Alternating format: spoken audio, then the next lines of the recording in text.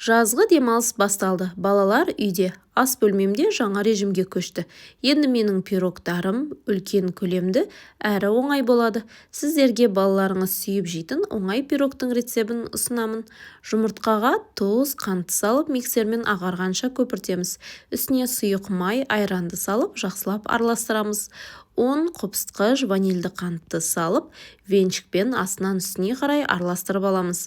Қамырымызды екі бөлікке бөліп, жартысына какао қосып араластырамыз.